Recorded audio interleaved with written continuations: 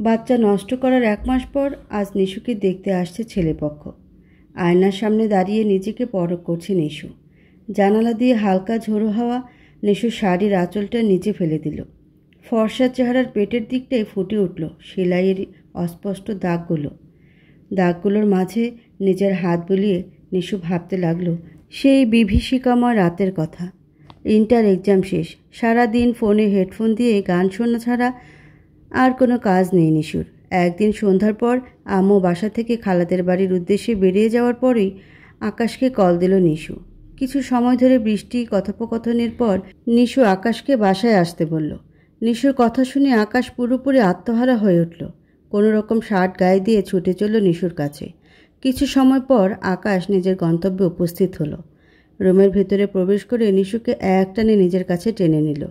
প্রথমে কিছুটা সংকোচ বোধ করছিল নিশু, পরে ভেবে দেখল আর কিছুদিন পরেই তো আমি আকাশের সাথে পালিয়ে যাব। ভালোবাসা প্রমাণের জন্য নিশু আজ নিজেকে বিলিয়ে দিল আকাশের কাছে। নিজের কার্য শেষ করে আকাশ চলে গেল।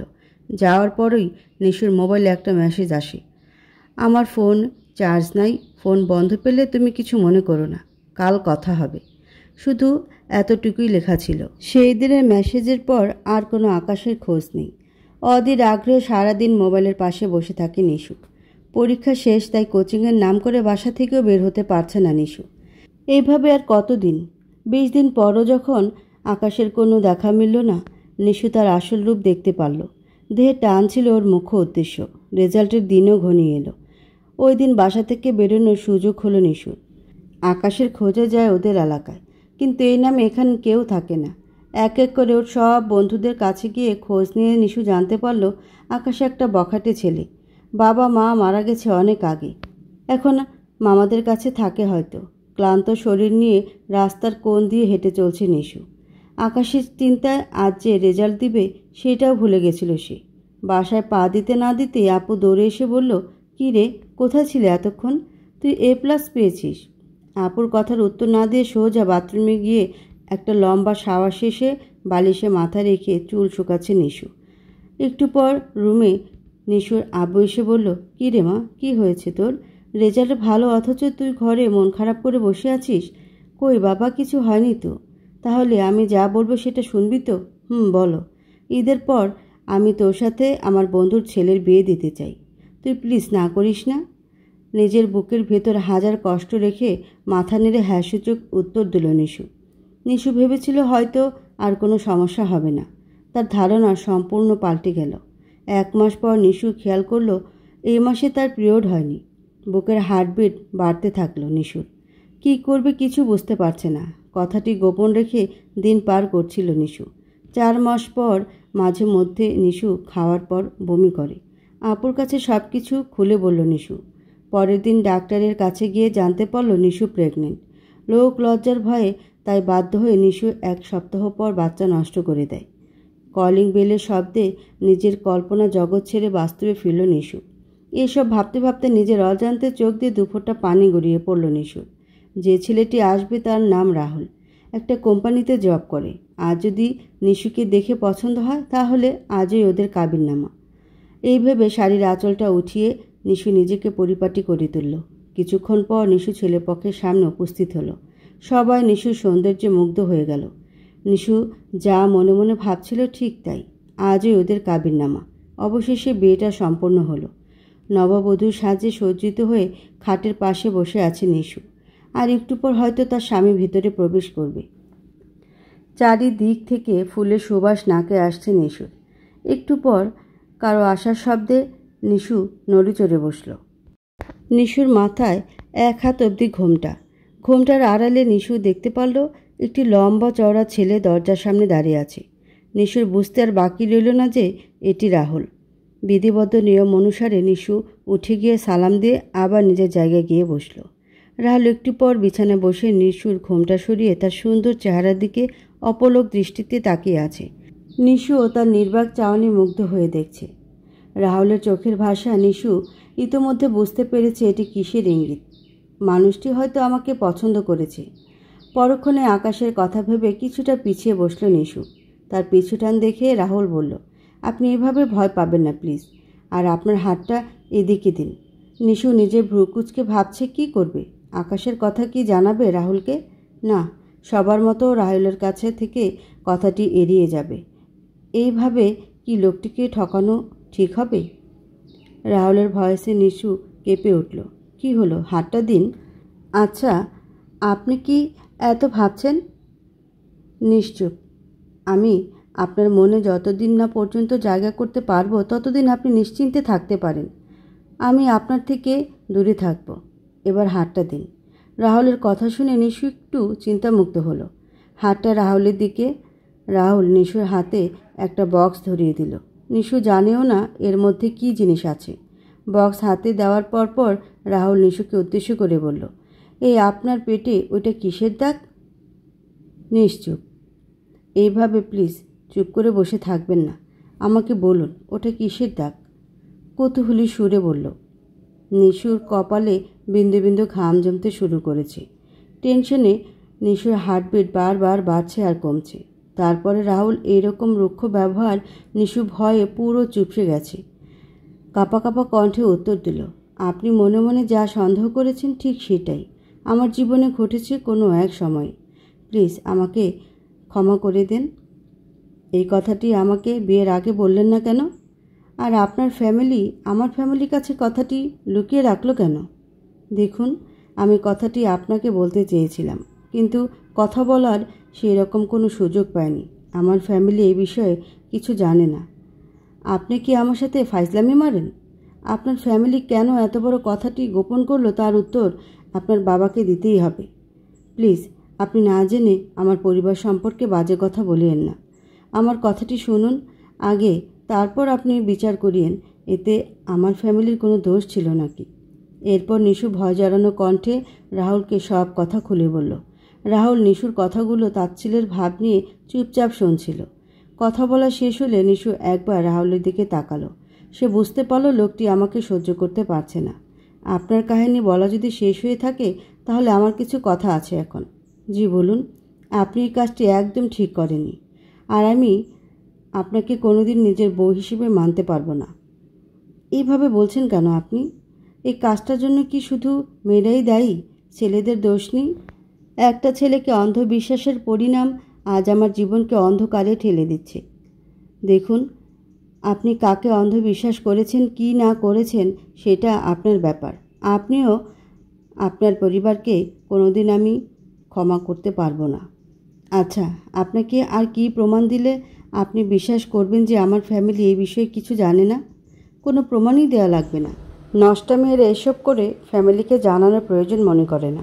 বাহ, আপনার মনে যে আকাশের মতো নোংরা তার প্রমাণ আপনি নিজেই দিয়ে দিলেন। এই দেখুন, আপনি আমাকে আপনার আকাশের সাথে তুলনা করবেন না। আচ্ছা, তুলনা নয় বাদই দিলাম। আপনি আল্লাহকে বিশ্বাস করেন? অবশ্যই করি। সেজন্য এখন আপনার মুখোশের আড়ালে সত্য কথাটি আমার সামনে বেরিয়ে আসলো। যদি আল্লাহকে মানেন তাহলে হয়তো আপনিও কোনো মেয়ের জীবন এভাবে নষ্ট করেছেন।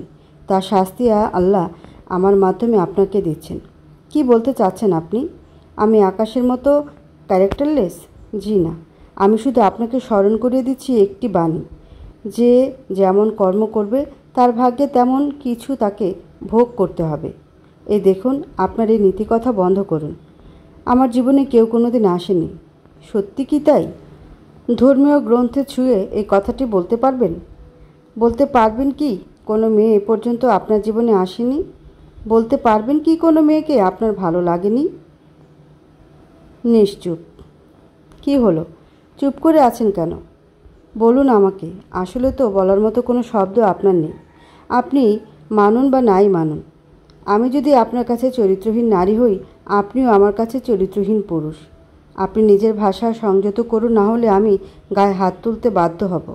আমার জীবনে কেউ কোনোদিন আসেনি, আর আমাকে চরিত্রহীন বলার আগে নিজেকেই দেখুন। এত যে নীতি কথা বলছেন, কাউকে ঠকালে কি শাস্তি হয় এটি হয়তো আপনি জানেন। জানি। যদি জানেন তাহলে বুঝতে পারছেন এই শাস্তি। কালকে আপনার বাবা মা বা ফ্যামিলির কাউকে বলে আপনাকে নিয়ে যেতে বলবেন। আপনার সাথে আর যাই হোক সংসার করতে আমি পারবো না। আমার বাবা মা ডাকার কোনো প্রয়োজন নেই। আপনার যদি এই চিন্তাধারা হয় তাহলে আমি আপনাকে আর কষ্ট দেব না। নিজে ডিভোর্স দিয়ে আপনার জীবন থেকে চলে যাব।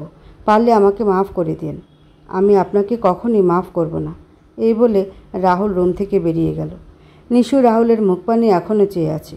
নিজের চোখ দুটো দিয়ে অজস্র পানি গড়িয়ে পড়ছে নিশুর। আকাশের থেকে বড় ধাক্কা আজ রাহুল তাকে দিল।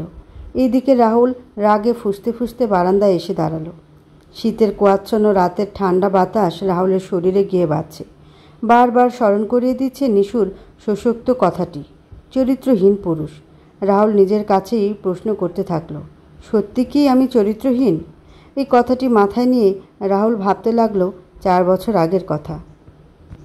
রাইসার সাথে পরিচয়টা হয়েছিল খুব অস্বাভাবিকভাবে।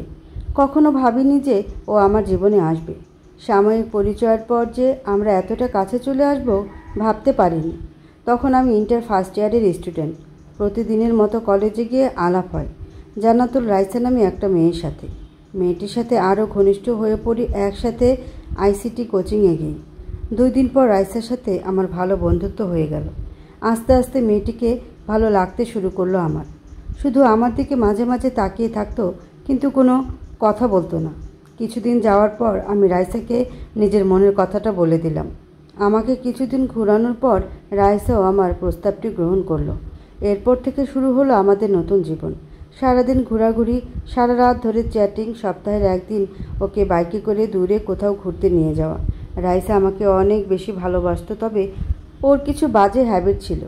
ওর একটা জিনিস আমার কাছে অসহ্য লাগতো, প্রতিটা ক্ষেত্রে আমাকে শুধু সন্দেহ আর সন্দেহ।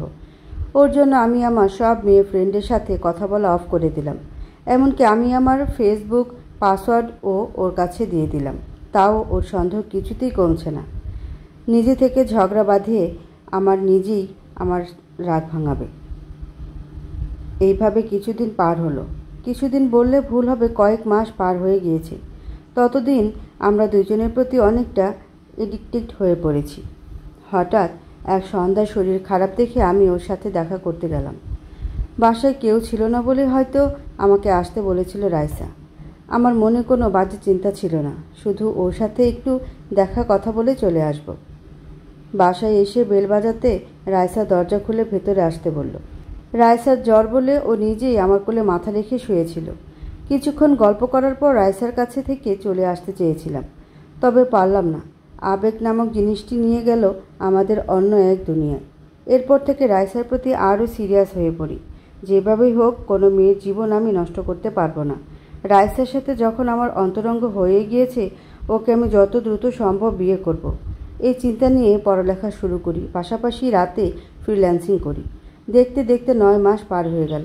ইন্টার পরীক্ষার রেজাল্টও দিয়ে দিয়েছে। দুইজনে কোনো রকমে টেনে টুনে পাশ করেছি। সারাদিন ঘুরে বেড়ালে কি আর রেজাল্ট ভালো হয়? বাসা থেকে রেজাল্ট নিয়ে অনেক রাগারাগি হলো। ওই রাতে আমার সব থেকে ভালো একটা খবর পেলাম। এতদিন ধরে ফ্রিল্যান্সিং করে আজ আমার পেপ্যাল অ্যাকাউন্ট কিছু টাকা আসছে। টাকার পরিমাণ খুব একটা বেশি নয়, তবে আমার জীবনের প্রথম ইনকাম। আজ নিজেকে সার্থক মনে হচ্ছে। অবশেষে বাসায় রাইসার সম্পর্কে জানাতে পারবো। হয়তো কেউ রাজি হবে না এত ছোট বয়সে বিয়ের কথা বললে, তবে আম্মুকে আমি রাজি করাবো। এই ভেবে রাইসাকে কল দিলাম, কারণ রেজাল্টের 3 দিন আগে রাইসার সাথে প্রচণ্ড রকম ঝগড়া হয়। দোষটা প্রথমে রাইসা করেছে। আমার নিজের বোনকে পর্যন্ত সন্দেহ করেছে, তাই আমিও রাগ করে আর কল করি না। এইভাবে ও থাকতে পারে, কিন্তু আমি পারি না। অন্তরঙ্গ কথা ভেবে আমি বারবার ওর কাছে ফিরে যাই। প্রথমবার কল দিলাম, ধরল না। এখনও মনে হয় রেগে আছে। আরেকবার কল দিলাম, এবারও ধরল না। রেজাল্ট খারাপ হয়েছে বলে হয়তো ফোন ধরছে না। এই ভেবে আমিও আর ফোন দিলাম না। 2 ঘন্টা পর ও আমাকে ফোন করে দেখা করতে বলে। আমি ভেবেছিলাম হয়তো নিজের ভুল বুঝতে পেরে ক্ষমা চাইবে। হলো তার বিপরীত। সরির বদলে সরাসরি সম্পর্ক ভেঙে ফেলার কথা বলল। কথাটি বলার সাথে সাথে আমার পায়ের নিচ থেকে যেন মাটি সরে গেল। তাও রাইসার উদ্দেশ্যে বললাম, তুমি এমন করছো কেন? আমার অপরাধটা কি? প্লিজ রাগের মাথায় কোনো ভুল সিদ্ধান্ত নিও না। তোমার কোনো অপরাধ নেই। আমরা আজ এখান থেকে ঢাকা চলে যাব। তাই রিলেশন রেখে আর কি হবে বলো? কি হবে মানে? তুমি কি আমার সাথে এতদিন নাটক করেছিলে, নাকি অন্য কাউকে ভালো লেগেছে? রাহুল, একদম চুপ। আমার জীবনে তুমি বাদে অন্য কেউ আসেনি। আমার ফ্যামিলি আমাদের কথা জেনে গেছে। চলো না, আমরা দুইজনে পালিয়ে যাই। সেটা আমার পক্ষে সম্ভব নয়। কেন সম্ভব নয়? কারণ আমাদের ফ্যামিলি তোমাকে মানবে না। আর আমিও আমার ফ্যামিলির বিরুদ্ধে গিয়ে কিছু করতে পারবো না। প্লিজ রায়সা, পাগলামি করো না। আমাদের এতদিনের সম্পর্ক আর আমাদের মাঝে সবই হয়ে গেছে। আর একবার প্লিজ ভেবে দেখো, আমি ভেবেই কথা বলছি। তুমি প্লিজ আমাকে মুক্তি দাও। দেখো রাইসা, এইভাবে কোনো সমস্যার সমাধান হয় না। তোমার যদি এই মনোভাব ছিল তাহলে তুমি সেই দিন আমাকে আটকালে না কেন? কোন দিন? এর মধ্যে ভুলেও গেলে? ওই যে সন্ধ্যায় নিজে সব কিছু বিলিয়ে দিয়েছিলে আমার কাছে। তো কি এমন হয়েছে? এখনকার দিনে এইরকম প্রতিটি রিলেশনে হয়। এটা একটা সাধারণ বিষয়। তুমি যে একটা নষ্ট মেয়ে, আজ তার প্রমাণ পেলাম। দেখো রাহুল, মুখ সামলে কথা বলো। আমি মুখ ঠিক করে কথা বলছি। তুমি নিজের দেহের মাধ্যমে আমার মন ভাঙালে। তুমি তো নিজেই অপবিত্র হলে, সাথে আমাকেও অপবিত্র করলে। আমাকে আর কিছু বলার সুযোগ না দিয়ে রাইসা সোজা আমার গালে একটা চড় বসিয়ে দিল। তারপর ভালো থেকো বলে চলে গেল। আমি পেছন ফিরে অনেকবার ওকে আটকানোর চেষ্টা করলাম। রাইসা আমাকে রেখেই চলে গেল। এরপরও বাসায় গিয়ে 1 সপ্তাহ পর আবার ওকে ফোন দিলাম। এবারও রাইসা আমাকে ফিরিয়ে দিল। নিজেকে ছন্ন ছাড়া মনে হচ্ছিল। রাইসা আমাকে মিথ্যা বলেছিল যে ও ঢাকা চলে যাবে। আসল ঘটনা, ও আমার বন্ধুর সাথে রিলেশন করছে। অনেক চেষ্টা করেছি ওকে আমার জীবনে ফিরিয়ে আনতে। আমার এই চেষ্টা বারবার বৃথা হলো। রাইসা তার সিদ্ধান্তে অটুট। শেষবারের জন্য চেষ্টা করতে ওকে অন্য একটি নাম্বার থেকে কল দিলাম। হ্যালো, কেমন আছো? জি ভালো। কে বলছেন আপনি? এত তাড়াতাড়ি আমাকে ভুলে গেলে তুমি? তুমি আবার আমাকে ফোন দিয়ে বিরক্ত করছো কেন? প্লিজ রাইসা, আমি তোমাকে অনেক ভালোবাসি। আমি তোমাকে ভালোবাসি না। দেখো রাইসা, আমি কিছু এখন রোজগার করি। চলো আমরা পালিয়ে যাই। তোমাকে অনেক সুখে রাখবো। আরে রাখ তোর ভালোবাসা। আর আমাকে জ্বালাতন করবি না। করলে আমি তোর নামে থানায় রিপোর্ট দিতে বাধ্য হব। অনেক ভেবে দেখলাম বারবার উপযোজক হয়ে নিজেকে প্রকাশ করা থেকে তাকে ভুলে যাওয়া বুদ্ধিমানের কাজ। এই ভেবে নিচে চলে আসলাম ওর জীবন থেকে। এইসব ভাবতে ভাবতে কখন যে ঘুমিয়ে পড়েছি তা নিজেও জানি না। ফজরের নামাজের শব্দ শুনে ঘুমটা ভেঙে গেল রাহুলের। চোখ মেলে তাকিয়ে দেখে নিজের খাটে শুয়ে আছে। নিজেকে প্রশ্ন করতে থাকে, কিভাবে এলাম এখানে? তারপর রাহুলের চোখটা চলে গেল সোফার দিকে। মেয়েটি ঠান্ডায় কুসরি মুসরি হয়ে শুয়ে রয়েছে। উঠে গিয়ে মেয়েটির গায়ে একটা কম্বল জড়িয়ে দিল। ফজরের নামাজ পড়ে রাহুলের মাথাটা একটু ব্যথা করছে। ঘুমানোর চেষ্টা করলো, কিন্তু ঘুম কিছুতেই আসছে না। কাল রাতের কথাগুলো ভেবে রাহুল মনে মনে একটা সিদ্ধান্ত নিয়ে ফেলল। নিশু উঠলে তার সিদ্ধান্তটি তাকে জানাবে। এই চিন্তা করে বিছানায় শুয়ে এপাশ ওপাশ করতে করতে রাহুলের চোখে ঘুম চলে আসলো। সকালে হেয়ার ড্রায়ারের বিকট শব্দে ঘুম ভেঙে গেল রাহুলের। চোখ মেলে তাকিয়ে দেখে আয়নার সামনে বসে নিশু চুল শুকাচ্ছে। পরনে কমলা পাড় যুক্ত করা কালো শাড়ি, হাতে কাচের চুড়ি, কপালের মাঝে বরাবর একটা কালো টিপ, কানে ম্যাচিং করা দুল। বেশ ভালোই দেখা যাচ্ছে নিশুকে। আয়নার মাঝে ফুটে উঠেছে নিশুর প্রতিবিম্ব। সেই মুখপানে অদ্ভুতভাবে তাকিয়ে আছে রাহুল। তাছাড়া পরিষ্কার মানুষদের সব কিছুতেই ভালো মানায়। একভাবে কিছুক্ষণ তাকিয়ে থাকার পর রাহুল এর মনে প্রশ্ন বিচ্ছে। এত সকালে মেয়েটি সাজুগুজু করে কোথায় চলছে?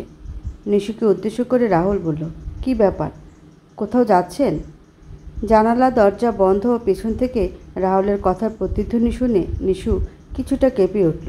তাও নম্র গলায় উত্তর দিল, আপনার মন যা তাই পূরণ করতে। ঠিক বুঝলাম না, সুন্দরভাবে একটু বোঝার চেষ্টা করুন, ঠিকই বুঝতে পারবেন। আমি বুঝতে পেরেছি আপনি কি বলতে চাচ্ছেন। বিশ্বাস করুন, কাল রাতে আমি ইচ্ছা করে কথাগুলো বলতে চাইনি। আমার বিপরীতে যে থাকতো সেই এরকম বলতো। হয়তোবা। যা হয়ে গিয়েছে সেটা নিয়ে কথা বলে আর লাভ নেই। আমি আমার ভাইকে আসতে বলেছি। ও একটু পরে আসলে আমি আজই চলে যাব। আপনি মনে হয় আমার কথায় কষ্ট পেয়ে এইরকম সিদ্ধান্ত নিলেন। বিশ্বাস করুন, আমি রাগের মাথায় কথাগুলো বলে ফেলেছি। কাল রাতেই তো আপনি আপনার সিদ্ধান্ত জানিয়ে দিয়েছেন। চিন্তা করিয়েন না, যথাসময়ে ডিভোর্স পেপারটা পাঠিয়ে দেব। আপনার জীবনে প্রবেশ করে আপনার মূল্যবান সময় নষ্ট করার জন্য আমি আন্তরিকভাবে দুঃখিত। ভালো থাকবেন। নিশু কথাগুলো এক নাগারে বলে টানা নিঃশ্বাস ফেলছে। বদ্ধ রুমের ভিতরে নিশু নিঃশ্বাস ফেলার শব্দগুলো স্পষ্ট বুঝতে পারছে রাহুল। নিশু রুম থেকে বেরিয়ে যাওয়ার মুহূর্তে রাহুল নিশুকে উদ্দেশ্য করে বলল, আমার সিদ্ধান্ত আপনাকে জানিয়েছে। আপনার জীবনের ঘটনাটি আপনি মুখ ফুটে প্রকাশ করেছেন। এটাই আমার কাছে অনেক বড় বিষয়। কাল এই বিষয়ে সারা রাত অনেক ভেবে দেখেছি। এখন আমি আমার সিদ্ধান্তটি জানাতে চাই। জি বলুন। কথাটি বলতে গিয়ে চোখের কোণে হালকা নোনা পানির আভা। নিশু ভাবছে রাহুল কাল রাতের মতোই অপমানজনক কথা বলবে। প্রতিটি মানুষ জীবনে ভুল করে, আপনিও করেছেন। তাই বলে জীবন তো কখনো থেমে থাকে না, কোনো না কোনোভাবে চলে যায়। আর নিয়তির পর কারোর হাত নেই। আমার নিয়তিতে হয়তো আপনিই ছিলেন। যে নিজের ভুল বুঝতে পেরে অনুতপ্ত হয় তাকে জীবনে পাওয়া অনেক ভাগ্যের বিষয়। এই বলে রাহুল দৌড়ে বিছানার উপর পড়ে থাকা বক্সটি নিয়ে আসলো। নিশু রাহুলের কথা কিছুই বুঝতে পারছে না। বিস্ময়সূচক দৃষ্টিতে নিশু রাহুলের দিকে তাকিয়ে আছে। একটু পর হাঁটু গেড়ে বসে পড়ল রাহুল। নিজের হাঁটুর উপর নিশুর পাটা নিয়ে নিজ হাতে এক পায়ে একটা নূপুর পরিয়ে দিল। নিশুর কাছে সবই মনে হচ্ছে নিছক স্বপ্ন। পায়ে নূপুর পরিয়ে রাহুল নিশুকে বলল, নিজেকে কখনো সবার মাঝে প্রকাশ করতে যাবেন না, আর কাউকে অন্ধবিশ্বাস করবেন না। এই পায়ের পায়ে দিয়ে আজ থেকে শুরু হোক আপনার নতুন পথ চলা। রাহুলের কথা শুনে নিশু মনে মনে ভাবছে, এক রাতের মধ্যে লোকটির এত পরিবর্তন। না নিজের অতীতের কথা ভেবে আমাকে মেনে নিচ্ছে,